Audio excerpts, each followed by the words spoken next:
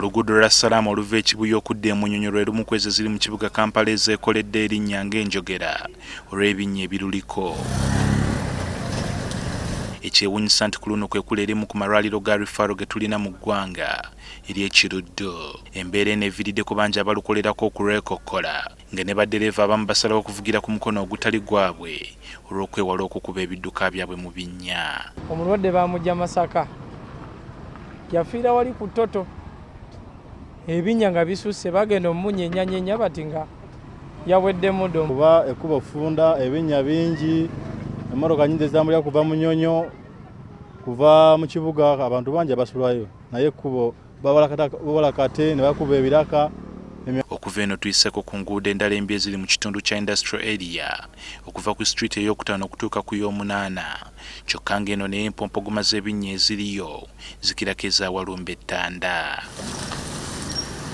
Size zokka nga nnyingi ku nguudo naddala eziyingira ekibuga Kampala, embeera yazo tesanyusa. Kyokka kati kyandibanga kyolekedde okukyuka ku ntandikwa y'omwaka ogujja. Ekitongole ekivunaanyizibwa ku kibuga Kampala KCCA kitegeezezza nga bwe kigenda okuddaabiriza kilomita z'enguudo ezisukka mu 7 mu divisioni zonna 5 ezikola ekibuga Kampala. Tugenda kukola mu Central, tugenda kukola 5th Street, 6th Street, 7th Street, 8th Street, tukole Suna Road 1, Suna Road 2, tukole Sentema Road, Port Bell Road, wonna ekilomita 7 ezinagwerako nga mu division z'5 buli kitundu kifunyeeko enguudo ezikoleddwa.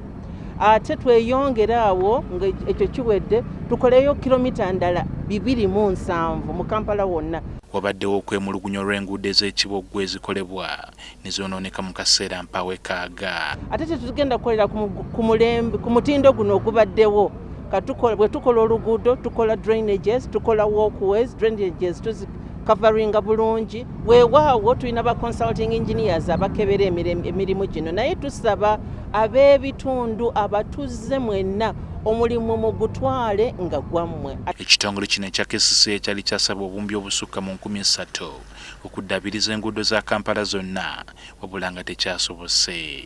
Kaweefube ono wakutandika ku ntandikwa y'omwaka ogujja wabula nga kisakaasabye gavumenti eyongere ku nsimbi z'ebawa. Twagala batwongereko tusobole okukola enguudo zonna ate nga gavumenti nakyo ekiteese mu nkola in phases, tugenda kikola mu